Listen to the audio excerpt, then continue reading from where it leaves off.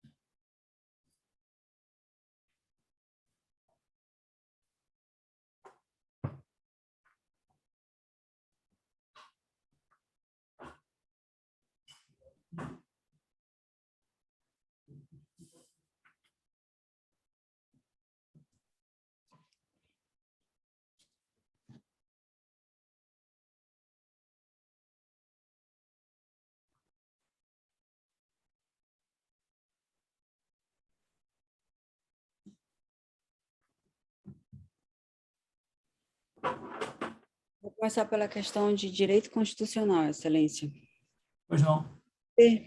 Peter Justiça, estrangeiro, residente domiciliado em Rio Branco, Acre, foi processado e condenado no seu país de origem à pena de prisão perpétua. Presente a hipótese, responda fundamentadamente quais as condições para que a extradição de Peter, segundo o brasileiro, seja possível. Segundo o direito brasileiro. Excelência, a extradição é uma medida de cooperação internacional regulamentada no Estatuto do Estrangeiro, na Lei de Imigração. A extradição, ela deve atender alguns pressupostos, alguns requisitos, dentre os quais está que não é possível a extradição para o cumprimento de uma pena perpétua, uma vez que essa pena não está prevista no direito brasileiro. Também é pressuposto para que haja extradição que o crime seja punido no Brasil e no estrangeiro, e que não tenha havido a extinção da punibilidade no Brasil e no estrangeiro. Da mesma forma, no país de origem, onde será enviado a pessoa extraditada, não poderá ele ser sujeito a penas ou tratamentos cruéis, degradantes. Também não poderá ser promovida a extradição por crimes políticos, por crimes de opinião, ou ainda quando no país haja algum regime de exceção. Então, nessas hipóteses, não é admitida a extradição. As condições para que Peter para a extradição de Peter, segundo o direito brasileiro, seja possível, é que no país de origem seja convertido essa pena, tendo em vista que não é possível a pena perpétua. E segundo a lei de imigração, somente é possível o regime de a pena até 30 anos de reclusão. Não obstante ter sido alterado o Código Penal para prever a pena máxima em até 40 anos, a lei de imigração nesse ponto não foi alterada. E tendo em vista o princípio que é vedada a analogia em Malam Party, então somente será possível a extradição se o país para o qual ele for extraditado se comprometa num regime de até 30 anos de pena. Quanto à questão número 2, as hipóteses legalmente previstas proibitivas de extradição em determinados casos podem ser expandidas pela jurisprudência.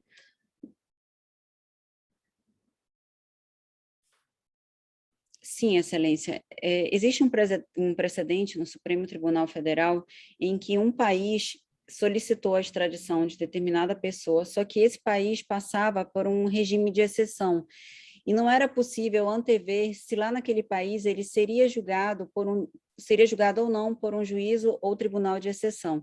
E nessa medida, diante de fundada dúvida se seriam ou não respeitados seus direitos e garantias fundamentais, o Supremo Tribunal Federal, apesar de não estar expressamente prevista aquela situação em concreto, fez uma interpretação extensiva e não admitiu a extradição solicitada naquele caso em concreto.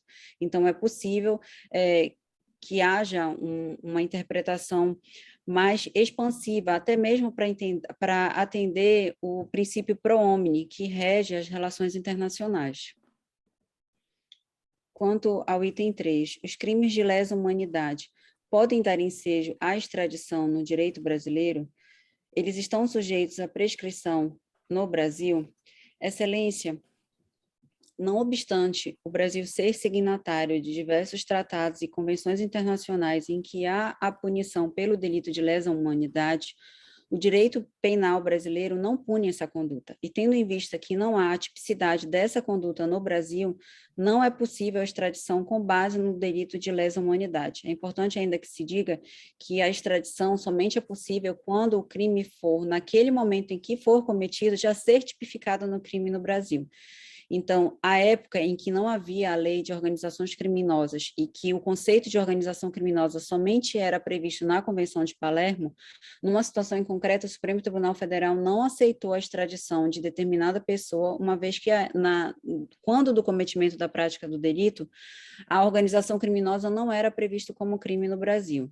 Então, nessa medida, os crimes de lesa humanidade não podem ensejar a extradição no direito brasileiro, e eles estão sujeitos à prescrição no Brasil, tendo em vista que a Constituição Federal somente considera imprescritíveis os crimes de racismo e os crimes de ação de grupos armados contra a ordem civil ou militar.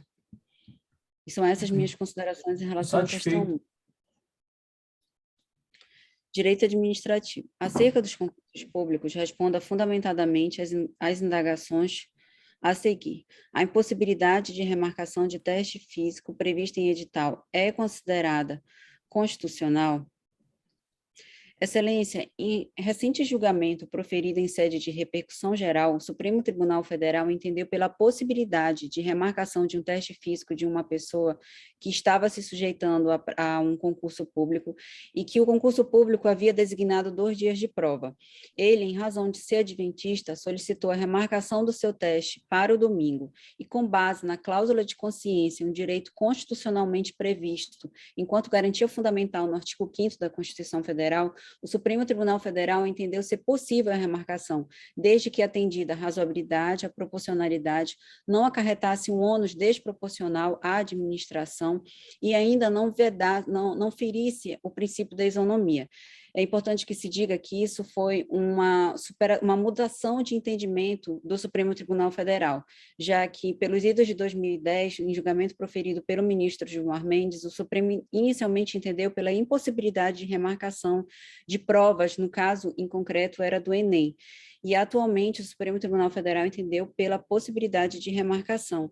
E há, inclusive, uma lei federal que possibilita a remarcação de provas escolares sem qualquer ônus para os estudantes em outros dias, quando alegado a escusa de consciência. Quanto ao item 2, a contratação de servidores públicos por tempo determinado para atender a necessidade temporária de excepcional interesse público, nos termos do artigo 37, inciso 9, submete-se ao regime administrativo ou da CLT. Servidores temporários fazem jus ao 13º e férias remuneradas acrescidas do texto constitucionalmente consagrado. Excelência, o artigo 37 da Constituição Federal prevê que a regra na administração pública é a contratação de servidores por meio de concurso público. Também a regra é que seja adotado o regime jurídico único, ou seja, somente é possível um único regime no âmbito da administração pública. Contudo, excepcionalmente, é possível a contratação de servidores temporários para atender à necessidade excepcional de interesse público, ainda que seja para a realização de atividades rotineiras daquele cargo ou função. O que é importante para haver a configuração da necessidade temporária é o excepcional interesse público. E, em regra, os servidores temporários eles serão regidos pelo regime seletista. E qualquer discussão em relação a questões trabalhistas serão julgadas pela Justiça Estadual e não pela Justiça do Trabalho. Em regra, eles não fazem jus ao 13º salário e a férias remuneradas, salvo se houver um desvirtuamento das funções para as quais eles foram contratados. Então, se, não obstante eles terem sido contratados para o regime temporário de excepcional interesse público, eles, na verdade, passem a configurar como servidores que não temporários. E, nesses casos, o Supremo Tribunal Federal excepcionou e entendeu pela possibilidade de ser garantidos esses direitos sociais a esses servidores. No que se refere ao item 3, é possível a contratação temporária, nos termos do artigo 37.9, para a carreira de policial. Excelência, a carreira policial é uma carreira de Estado, é o braço armado do Estado para questões de segurança pública, e nessa medida não é possível que servidores temporários realizem carreiras carreiras policiais. Até mesmo o servidor que foi aprovado no concurso público, enquanto ele, e caso seja judicializada a sua ação, ele só poderá tomar posse e assumir a sua função pública depois de transitada em julgado a sua ação, tendo em vista que a precariedade da ação ela é incompatível com a carreira policial. São essas minhas considerações em relação à questão 2, Excelência. Eu vou para a questão de direito penal.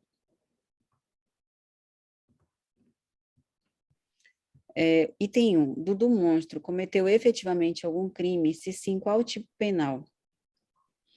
E se já houvesse sido deflagrada a ação penal? Excelência, Dudu Monstro cometeu o crime previsto na Lei 12.850, ou seja, embaraçar as investigações em curso em relação à organização criminosa. O Supremo Tribunal Federal entendeu que essa conduta pune aquele que embaraça a investigação criminal e o processo penal. Item 2, conceitue o crime tentado. Doutora, só um minuto. Qual é a natureza desse crime de embaraçar a investigação de organização criminosa? Excelência, trata-se de crime comum, unissubjetivo, formal, e que ele se consuma com os meros atos de embaraçar. Não se exige nenhum resultado que haja efetivamente o prejuízo para a investigação criminal ou um processo. Pode ir para o E ele item 2. Certo, Excelência. Conceitue o crime tentado.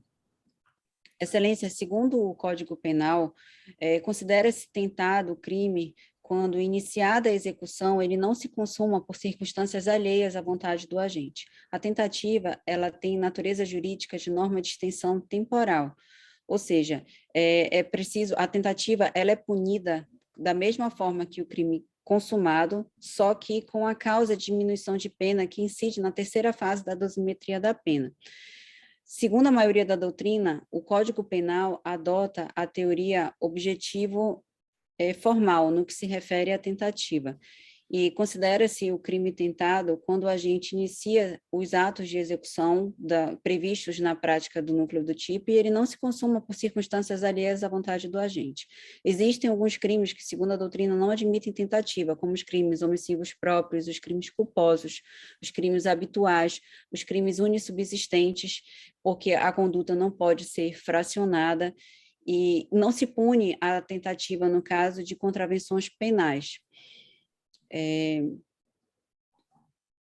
No que se refere ao item 3, como é o tratamento do dolo e da culpa na tentativa segundo a dogmática penal?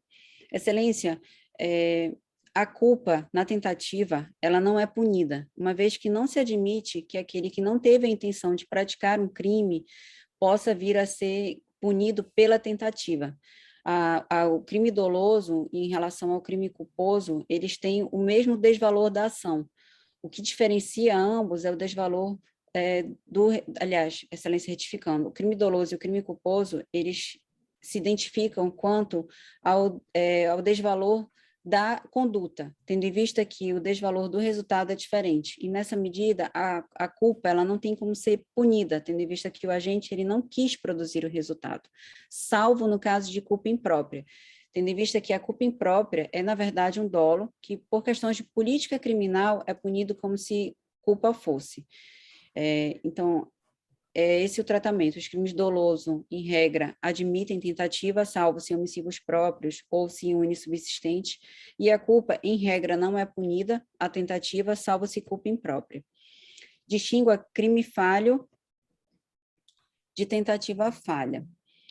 Excelência, o crime falho, ou crime oco, ou tentativa inidônea, ele, na verdade, ele se verifica quando o crime impossível, ele se verifica quando o agente não tem como consumar o crime por absoluta impropriedade do meio ou absoluta ineficácia, absoluta impropriedade do objeto ou absoluta ineficácia do meio. E, nessa medida, ele se distingue da tentativa falha, porque, na tentativa falha, o agente inicia os atos de execução e o crime não se consuma por circunstâncias alheias à vontade do agente. Ou seja, é possível que haja a consumação do crime. Não há uma absoluta impropriedade do objeto ou uma absoluta ineficácia do meio como há no crime falho, em que de nenhuma maneira o crime poderia se consumar. Na tentativa falha, é possível que o crime se consome, só que ele não se consuma por circunstâncias alheias à vontade do agente. São essas minhas considerações, Excelência. Eu vou para a questão, se Vossa Excelência permitir, para a questão de processo penal. Por favor. Delegado de Polícia Federal, diante de situação caracterizadora de sua suspeição, silencia, não se declarando suspeito nos autos de investigação em curso, apesar de presente a causa legal. Relatado o IPL, os autos são remetidos à MPF, que oferece denúncia própria. Aberta a vista à DPU, para a resposta à acusação, o defensor público federal argui a suspeição da autoridade policial em exceção, tendo em vista sua clara parcialidade. A exceção deve ser julgada procedente? Excelência, em regra, a autoridade policial, ela não pode ser arguída em relação a ela as exceções de suspeição ou de impedimento. A autoridade policial, se entender que é suspeita ou impedida, ela deve, ela mesma, declarar sua suspeição ou impedimento. Então, a exceção não deve ser julgada procedente, e é importante que se diga que eventuais impedimentos ou suspeições ocorridas, eventuais nulidades ocorridas no curso do inquérito policial, não contaminarão a posterior ação penal, a subsequente ação penal. Em que consistem as exceções no processo penal? São objeções que poderão ser interpostas, propostas pelas partes no processo penal e que visam discutir questões em relação à suspeição, o impedimento, a coisa julgada ou a litispendência. São matérias relacionadas a questões procedimentais e poderão ser arguídas no curso do processo penal. Em regra, elas não suspendem o curso da exceção, o curso do andamento processual penal, salvo no caso da exceção de suspeição, que além de preceder, todas as outras suspendem o curso da ação penal. Distingua a exceção de suspeição da exceção de impedimento.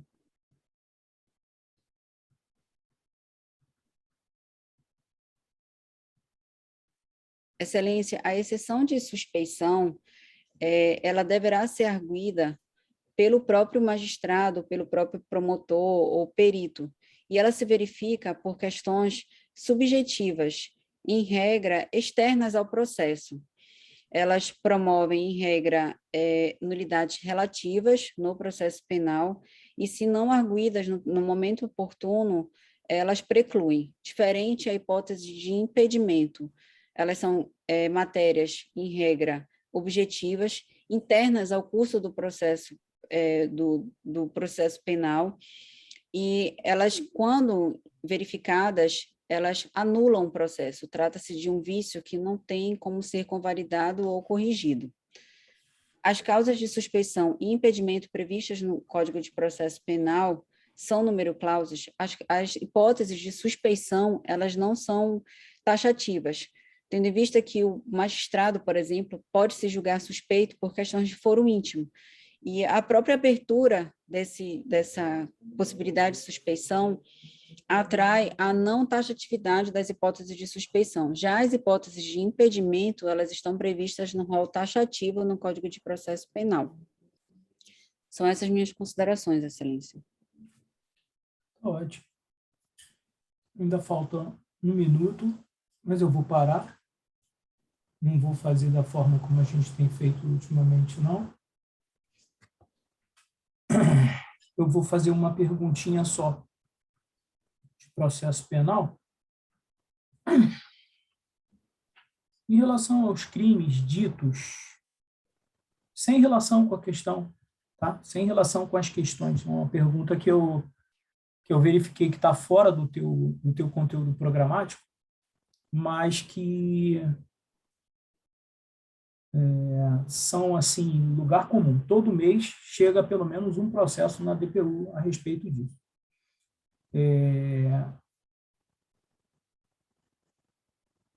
Você sabe como é que se dá a competência, quais são as hipóteses de competência federal dos delitos previstos no ECA de troca de vídeos e fotos de crianças em situação de o crime é propriamente denominado pornografia infantil, né? Você sabe quais são as hipóteses de competência da Justiça Sim, Federal? as hipóteses de competência da Justiça Federal estão taxativamente previstas no artigo 109 da Constituição Federal, e em sede de repercussão geral julgada pelo Supremo Tribunal Federal, em volta do ministro Luiz Fux, ele entendeu que nesses casos de pedofilia, somente será atraída a competência da Justiça Federal quando os delitos forem praticados por meio da internet. Isso porque, nesses casos, o Brasil é signatário de tratados e convenções internacionais em que se obrigou a reprimir condutas pornográficas envolvendo crianças e adolescentes. E a relação de internacionalidade estaria prevista quando os crimes fossem praticados pela internet, não dentro de um chat privado, por meio de um WhatsApp, em que seria possível identificar, mas se a conduta fosse de disponibilizar esse conteúdo por meio da internet, isso por si só já possibilitaria a difusão desse conteúdo para qualquer parte do mundo, e nessa medida estaria configurada a transnacionalidade do delito. Então, nessa medida, essa seria a competência material. No que se refere à competência territorial, em regra, o artigo 70 do Código de Processo Penal diz que o local é o local da consumação do delito. Nessas hipóteses, trata-se de crimes formais. Então, se o indivíduo ele disponibiliza, do local de onde ele disponibiliza, o crime já estará consumado, independente da verificação desse material por qualquer outra pessoa. Então, o local da disponibilização seria o foro territorialmente competente para processar e julgar o delito. Show. A primeira questão hoje, e aí, o que você achou da prova? Pois é, eu adoro, porque normalmente são matérias que eu não estou revisando, porque eu estou com mais pertinência temática. O que acontece? Por exemplo, impedimento e suspeição foi porque eu estou lendo o Código de Processo Penal, e Mas é exceção. isso mesmo. Não porque eu estou estudando esse assunto, porque é um assunto que é mais difícil de cair, é mais fácil a gente cobrar inquérito, medidas assecuratórias, só que eu sei que tem chance de cair. Então, só que como não dá, eu gostaria que desse, mas como não dá para eu estudar tudo, essas matérias eu fico lendo lei seca e jurisprudência. Eu não fico pegando da forma mais profunda. Então, eu adoro, porque essas questões aí que você pega para mim são questões que eu não estou estudando. Então, eu até fico vendo a minha capacidade de desenvolver, de enrolar. Essa é bom mesmo, e assim, você foi muito bem nessa questão de processo penal, mas por que eu trouxe? Né? Porque ela foi objeto de exame agora pelo STJ, no dia 10 de agosto. Qual foi a questão? Essa questão da essa. exceção da autoridade, da impossibilidade de exceção Oi, de prof. Foi. Caramba, Passou mas não está aí, no nego? buscador ainda, né? Não Eu sei, deixa quero eu esse ver. julgado, que eu já vou ler no TCU.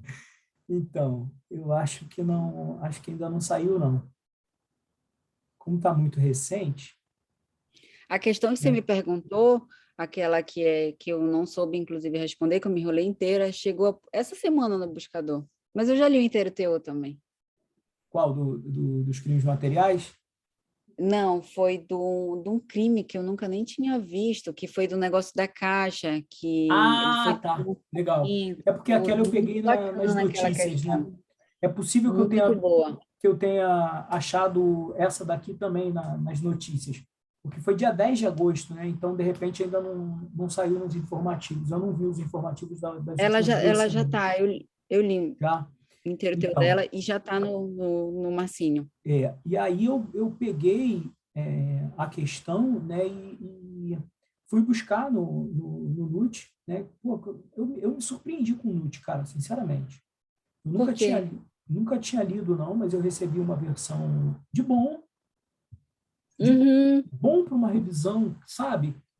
Um livro bom. Ele é bastante didático, tá? E ele tem umas sacadas assim maneiríssimas assim de debate, sabe? Umas paradas para debater que, pô, eu que não gostei, então você ia se deleitar, né, com essas questões aí de direito penal. Mas o curso dele, ele tem um manual de penal, né? E o curso dele também é muito bom. Nossa, desculpa pra caramba, deixa eu acender essa luz. Mas vamos lá. A questão de, de constitucional, né? Você lacrou, fechou, bom demais, falou tudo. Inclusive, o termo que eu tinha anotado aqui, que era, eu falei, eu preciso que ela fale sobre isso, né? Você falou, que é o efeito expansivo. O efeito expansivo para possibilitar efeito expansivo da proteção dos direitos humanos, para possibilitar que seja trazida sejam trazidos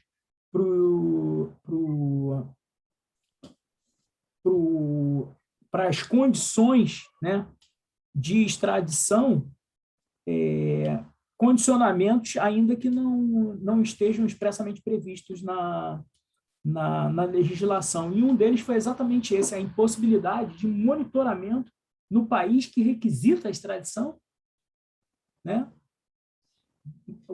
O Brasil não tem como monitorar se os compromissos vão ser efetivamente, que são assumidos para possibilitar a extradição, como essa limitação da pena corporal,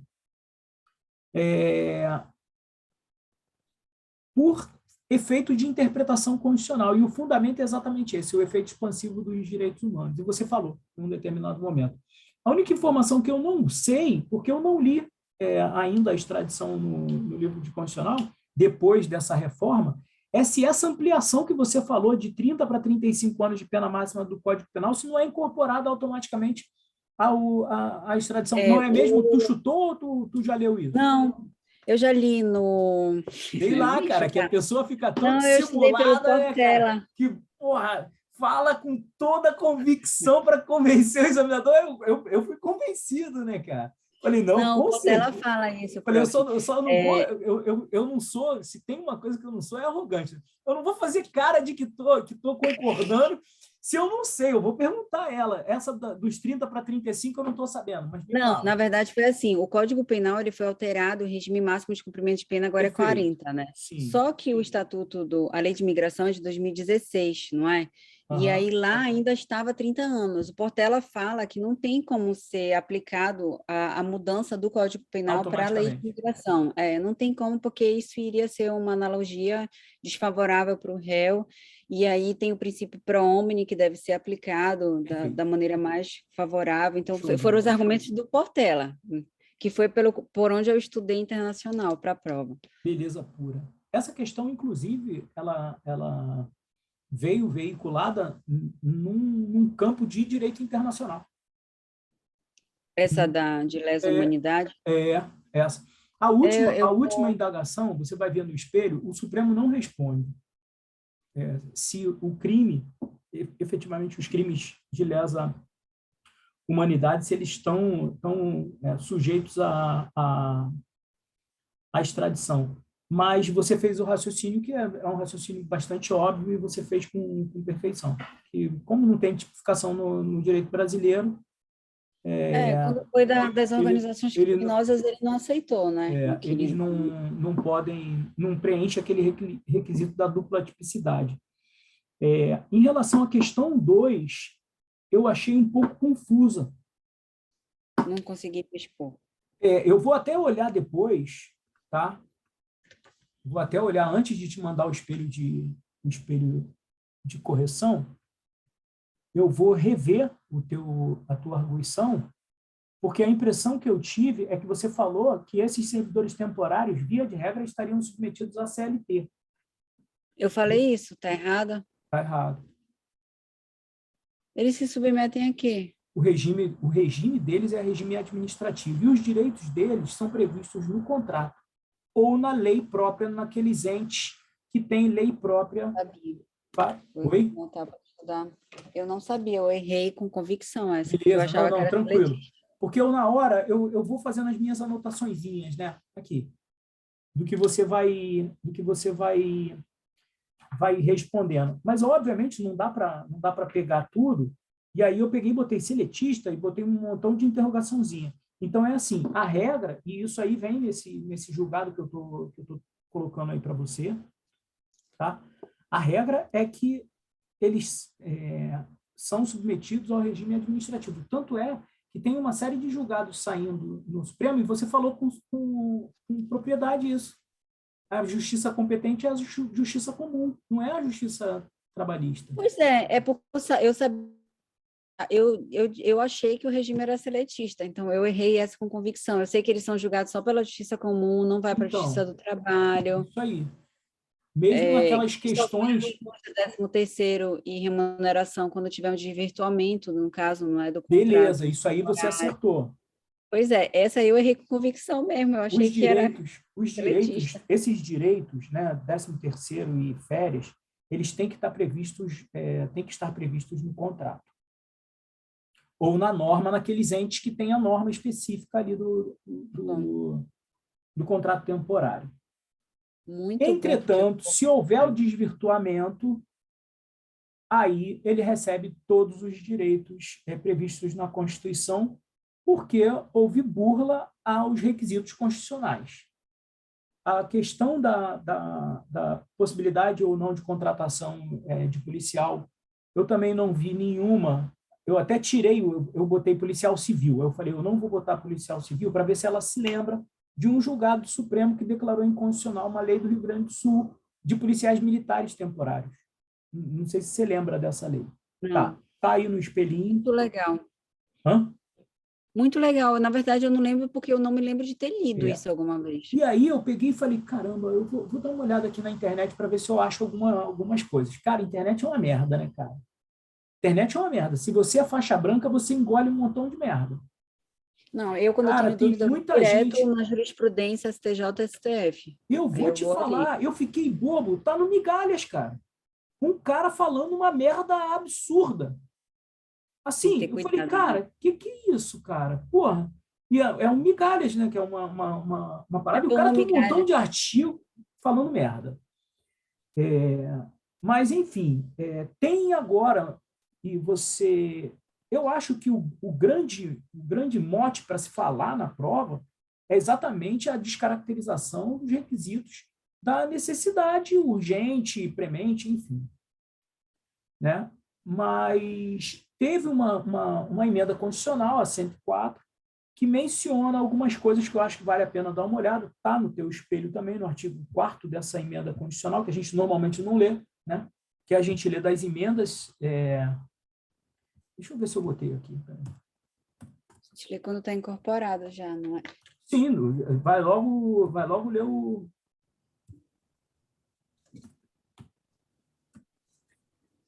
Tá. Botei sim.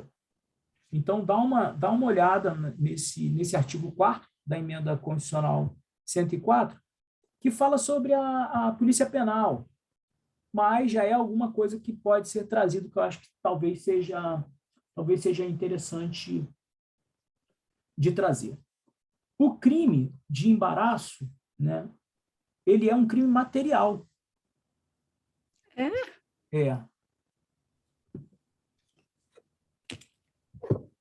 Ele exige deixa eu só confirmar. efetivamente o prejuízo para a investigação, prof. Tem certeza? Pois é, olha só. Eu acho que não. O informativo é o 703, tá? Está no informativo 703 do STJ. E aí, é aquilo, cara, eu fiquei assim, eu falei, puta que o pariu, né? Chocada. Ele diz o seguinte, informativo 703, RESP 1.817.416, julgado à unanimidade. Impedir ou embaraçar a investigação criminosa, artigo 2º, parágrafo 1º da Lei de Ocrim, crime material. A doutrina chama essa prática de investigação criminosa. O delito do artigo 2º, parágrafo 3º, é crime material, inclusive na modalidade de embaraçar. E aí ele pega e dá o tipo penal. A melhor interpretação para consumação e tentativa do delito na modalidade de embaraçar é de que se trata de crime material. Sobre o tema, a doutrina sinaliza 3 correntes. a tentativa é admissível em qualquer dos seus núcleos, a tentativa é admissível apenas no núcleo impedir, e uma terceira corrente que diz que um crime tentado ou de empreendimento, sendo, pois, incompatível com a modalidade tentada. Estes crimes são aqueles em que a lei pune de forma idêntica à consumação e à tentativa, isto é, não há diminuição. E para lá e fala, só que ele diz que independe se consegue ou não atrapalhar as investigações. Isso é crime formal. Pois é. E aí, eu abri aqui o Renato, porque eu li, o meu livro é aquele grandão, sabe? Aqui, crime formal. Na modalidade impedir é material, mas na modalidade embaraçar é crime formal. E olha que ele fala, e ele não falou desse negócio aí. Deixa eu te falar uma coisa. Eu já vi informação sair informação errada e que não foi para o julgado. Mas eu vou pegar esse julgado e eu vou ler. Vai para o julgado. Beleza? É um de 2019, prof? Não, é de agosto, nega. É de agosto. Agora? É. Por que eu estou pegando alguns desses julgados mais recentes? Porque eu vi na prova anterior muito julgado de 3, 4 meses antes. Sim, e vai ser mesmo. Mais ou menos isso. 3, 4 meses antes. Nós estamos aí há 2 meses. Eu vou lhe falar. Sabe o que vai cair de índios? Demarcação de terras indígenas. Porque pois o Supremo eu não trouxe, agora. Estou levando para São Paulo para estudar isso em São Paulo. Tá? Não deixa para mais para perto da prova, porque tá, você me massacre, vai ficar... Beleza. Porque eu tenho quase certeza que vão cobrar isso, porque está sendo julgada essa questão agora e toda a prova tem índio. Toda a prova tem índio. E aí o que acontece? Eu estou indo para registro, né, no interior de São Paulo, unidade que tem mais questões indígenas e quilombolas do Brasil. Era legal, né? Vou lá, vou ver se de repente acho um livro bom lá para te dar um aperto. Aqui, só ler o Raposa do Serra do Sol, que já é uma aula de direitos indígenas. Com toda certeza. Deixa eu só ver aqui mais alguma coisa. Você sabe qual foi que eu li ontem? Fui dormir 1 e pouco da manhã, porque eu estava lendo o HC do Sigfrido Elvang, do Maurício Correia. Gente, aqui eu acho que naquela época eram os melhores ministros, não era? Porque, gente, eles são muito incríveis, assim, no voto, assim, tipo, eu acho que a minha vida está muito sem graça, porque, tipo, eu leio isso, eu fico tão emocionada, assim, É que você não curte muito, né? Mas você já leu o voto do Aires Brito da Lei de Biossegurança? Dá não. Porra. Maravilhoso, É de chorar. O Aires Brito é maravilhoso. Eu vi a DPF 130, que é dele, do Aires Brito. E a Raposa Serra do Sol também é do Aires Brito. É porque eu não consegui ler tudo. Não vai dar para... Eu vou te falar, segue ele no Instagram. Ele tem Instagram? Tem. Eu acho que tem. Um cara que é um cara... Deixa eu dar uma olhadinha. Vou até dar um confere agora. Porque ou é ele que é do Instagram, ou é um aluno dele que bota uma porrada de coisa dele. Cara, que maravilhoso! Eu te falo, eu sou um troglodita para esses negócios de poesia, essas coisas. Eu li meu primeiro livro de poesia esse ano, porque uma vizinha minha fez um livro. E aí ela estava no elevador, com o livrinho dela, ela tem o cabelinho todo enroladinho. Eu falei, nossa, é a tua cara. Ela, sou eu, na capa do livro. Aí eu juro, eu quero um livro desses. E ela é um amorzinho, a Flávia. E eu vou te falar, adorei. Li o livro assim, muito rapidamente. As poesias dela são maravilhosas, com um quê de... Você vê que é um quê de feminismo, mas não é um feminismo chato como tem por aí hoje em dia, não, sabe? Ela é super feminista, mas assim, na medida certa. Deixa eu só olhar aqui, que eu vou ver que eu acho que é o Aires Brito que... Gente, que maravilha, eu vou seguir ele. Mas acho que eu nem estou vendo direito o Instagram. E, prof, e por que eu fui ler o Elvanger? Porque a ADO 26, ela foi... O pressuposto para punir as condutas homofóbicas e transfóbicas foi justamente o que decidiram lá no caso Elvanger, que foi a questão do racismo social. Lembra até da data que foi julgado, mas por quê? Porque foi dia do meu aniversário, 17 de setembro de 2003.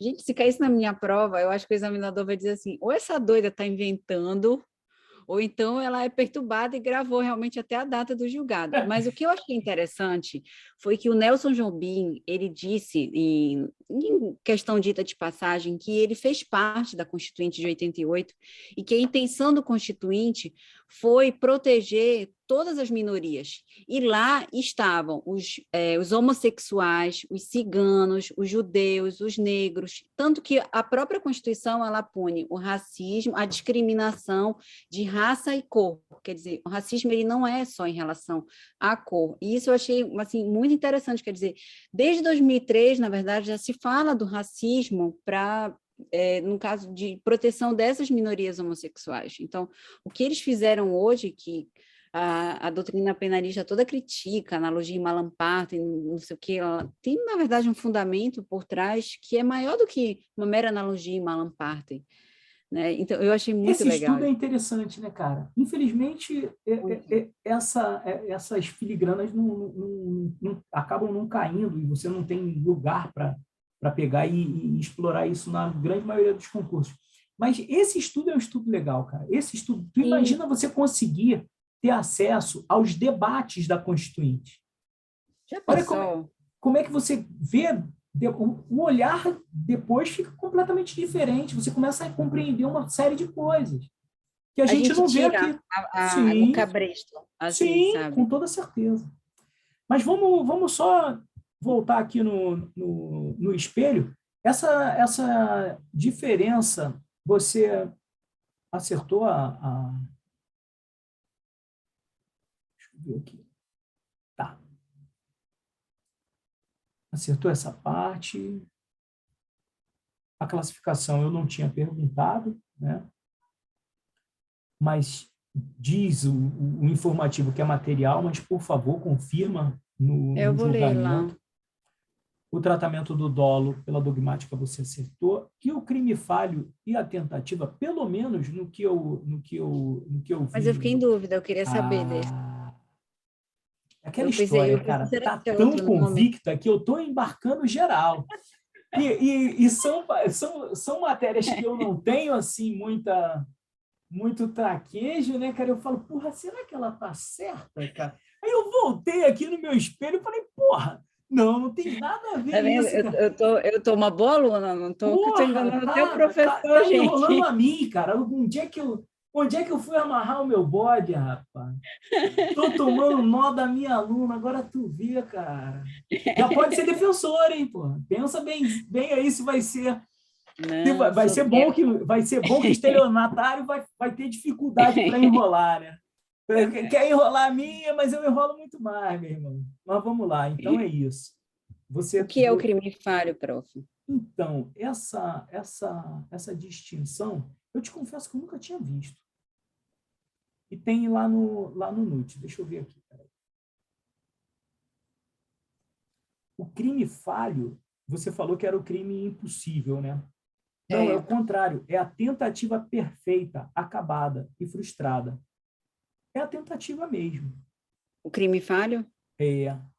Nossa, que bacana! É a hipótese que se configura quando a gente faz tudo o que pode chegar para a consumação do crime, mas não sobrevém o resultado típico porque ele é interrompido por circunstâncias alheias à sua vontade.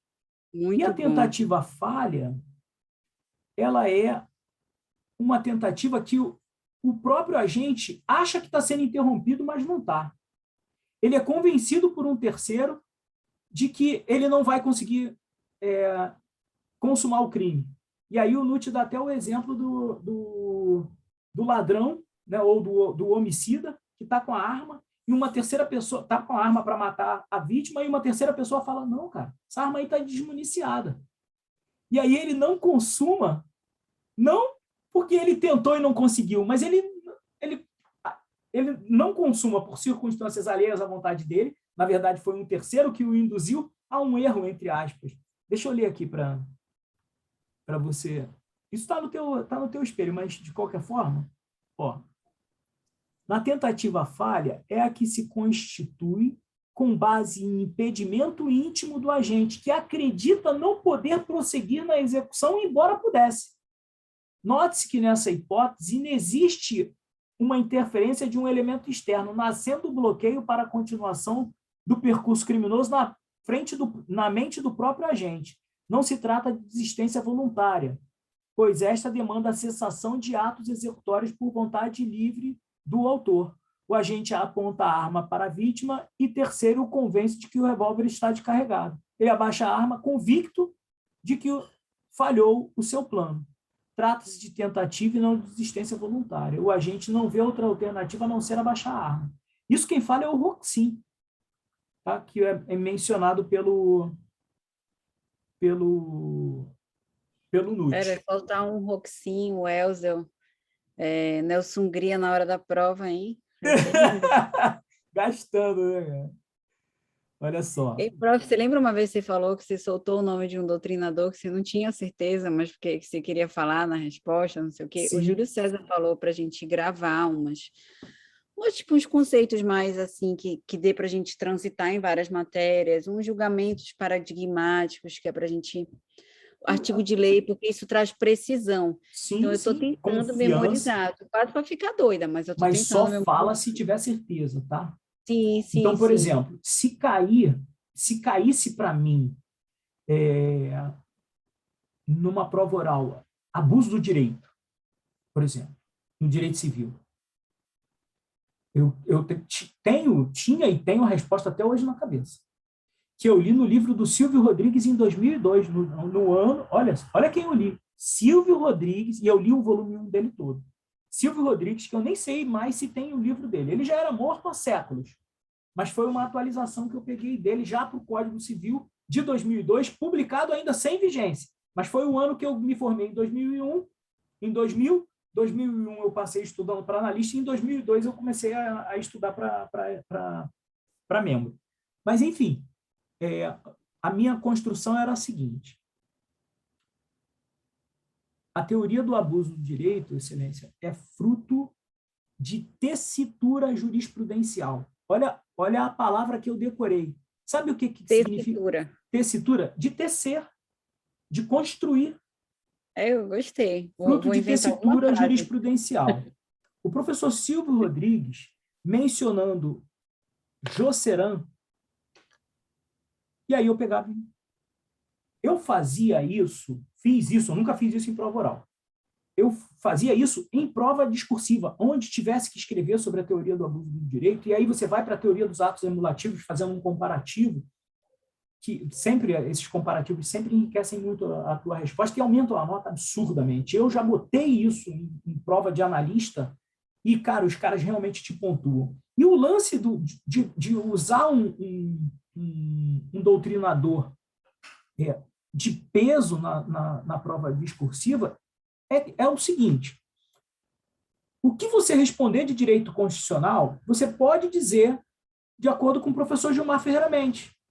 Porque o Gilmar e o Paulo Branco escreveram sobre tudo, porra. Paulo Bonet, né? Eu tenho o livro dele. Então, assim, eu li, a minha fonte para a DPU de estudo foi o esquematizado do Vicente Paulo e Marcelo Alexandrino. Ponto. Mas na hora de responder, eu falei que, inclusive, o professor Gilmar Ferreira Mendes, os caras felizes da vida. Aí o que acontece? Um cara antes de mim, que sabia tudo, ele era procurador do Estado, imagina, procurador do Estado do Piauí. E ele é defensor público federal do meu concurso. Passou nas cabeças, assim, tipo 30 primeiros, mas inconstitucional ele tomou uma lapada. Porque tudo que ele respondia, ele dizia que era o Pedro Lenza. O Pedro Lenza. E Pedro Lenza, não sou eu que digo, não, é Pedro Lenza. Ele tem aquele sotaque de nordestino, ele é recifense, é pernambucano. E aí ele...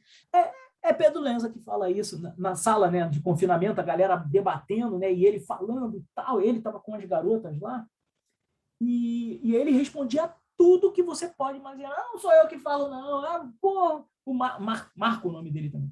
O Marcos, sabe muito, não sei o que, não, quem diz isso não sou eu, não, é Pedro Lenza. E aí ele foi para lá e falou o Pedro Lenza. Hoje o Lenza é um cara que tem muito mais conceito no meio acadêmico, até porque é um pós-doutor, enfim, o cara é uma potência. Mas, para os acadêmicos, ele tem aquela rusga de ter escrito um E ele não é esquematizado. citado nos votos, Não prof. é, não é. Porque as pessoas Sim. têm preconceito. Para a gente É é o um Daniel preconceito bobo, Sarmento. entendeu? Sim, Fala sim, que é o Gilmar Sarmento. Mendes. Fala que é o Daniel Gilmar Mendes. Sarmento, Ana Paula Barcelos. É isso aí, pô. Nunca leu, mas, porra, Eu li só tem no que meio ser. do Interteô lá. E isso é puro treinamento. Falando em treinamento, deixa eu falar só um ponto na questão 4. Em determinado momento, você falou ela mesmo, e aí teria que ser ela mesma, porque é ela própria, tá bom? Ela própria. É, porque aí nesse caso tem que flexionar, né, o gênero feminino. Eu não sei em que contexto foi, mas eu peguei e anotei isso daqui para você pegar e se policiar com essa Tá ótimo, concordância. obrigada. Mas, assim, a questão 4 eu achei que você foi bem a questão de processo penal, né? Não estou estudando a doutrina, então. Tá ótimo. Respondeu tudo direitinho. Você vai ver aí que você falou exatamente o que o julgado vem dizendo, né? Que a regra, a forma de resposta, cara, é exatamente a mesma, a abordagem é a mesma, né? Porque, na verdade, o que a gente está dando é uma solução para o caso, né? Então, quando você vai responder a um caso, você diz que tem que ter a regra é que ninguém argui, é o próprio delegado que se declara, né? Então, essa é a regra. E aí veio nas exceções, os casos da justiça, enfim. Falou sobre a distinção, falou bem sobre a distinção, né? Os conceitos é que, assim, até por não tá vendo a doutrina, o conceito foi desenvolvido de maneira bastante razoável, tá? Mas eu peguei e dei uma resumida aí do NUT para você depois tu dar uma olhada. E Tá tem esse ótimo. julgado recentíssimo, que é um julgado Pois de é, 10 de esse eu agosto. quero, Oi? esse eu quero ver, que é É uma aula um, que é um eles julgado dão. de 10 de agosto de 2021. E eu peguei e botei aqui um julgadozinho recente, né? Houve uma revisão dessa tese, tá, o Érica, dos crimes do ECA. Eu acho que eles vão arriscar muito se eles cobrarem esses crimes na prova de vocês, porque está absolutamente fora, né? Mas é um crime que é bastante comum. Você seguramente vai, lamentavelmente é bastante comum, né? Você seguramente Mas vai. foi a que foi decidida em repercussão geral e depois teve o embargo de declaração, aí eles julgaram o embargo de declaração, não foi isso? Desse E caso? aí agora eles revisaram a tese inicialmente, porque antigamente a tese falava só em crimes cometidos pela internet. E agora é crimes cometidos pela internet ou que estejam acessíveis a outras pessoas. Isso. É Porque, porque, na às verdade, não vezes, foi revisto, foi porque eles entraram, o Ministério Público Federal entrou com embargo de declaração. Aí eles aprimoraram a tese da repercussão geral. é porque, Eu vi isso. porque o que acontece? Se o MP não conseguir caracterizar como estando acessível através da internet, se o cara. A verdade é que a tese restringia aos casos de flagrante delito. Por quê? Como é que acontece os flagrantes desses crimes? Há uma investigação, há uma operação, e aí são expedidos mandados de busca e apreensão dos equipamentos na casa dessas pessoas, né, na casa dos alvos. E aí a PF, a Polícia Civil, chegam na casa dos alvos, e aí os caras estão transmitindo, naquela hora, trocando vídeos. Já viu, não? Não É gosto. a maior doença que eu posso imaginar no ser humano. É a maior doença. A maior doença. O papo com os réus é um papo super franco, assim, olho no olho, na jaula, como tem que ser, né? Olha para mim, irmão. Tava ou não tava? A maioria deles tava, doutor. Eu tenho problema, já tentei me tratar, aí eu pego e ajudo o cara. Entro em contato com a família, peço a documentação médica, porque aí o cara reconhece que ele é doente. Aí vem o outro, não estava não, doutor, esse coisa veio parar no meu computador. Aí eu falei, você foi pego trocando vídeo. Devem ter instalado remotamente um equipamento no meu computador. Aí eu achei aquele linguajar, um linguajar muito técnico, né? Eu falei, você trabalha? Sim. O que você faz? Eu sou técnico em informática e trabalho consertando computadores. Eu falei, então você é técnico em informática e você vai dizer para mim tu pode dizer o que tu quiser, né, cara? Mas tu vai dizer para o juiz que tem 20 anos de magistratura federal, para o MPF que tem 20 anos de persecução penal, que você que é técnico de informática, que trabalha consertando computadores, invadiram o teu computador, justamente na hora que tu estava na tela do computador, e começaram a trocar vídeos com outras pessoas. Tu quer que eu acredite nisso, mas o juiz, tu acha que tu vai convencer o juiz? Ah, mando na lata, cara, na lata. É uma coisa horrorosa. E assim é nesse contexto que eles são flagranteados. E aí pega... É permanente, né, prof? Aí Sim. disponibilizou, pronto, ele está acontecendo. E quem não está trocando esse material pela internet acabava ficando de fora por aquela tese. Por quê? Aquela galera que disponibiliza na nuvem e que já saiu, está offline, por exemplo, não está na internet, não está em estado de flagrância.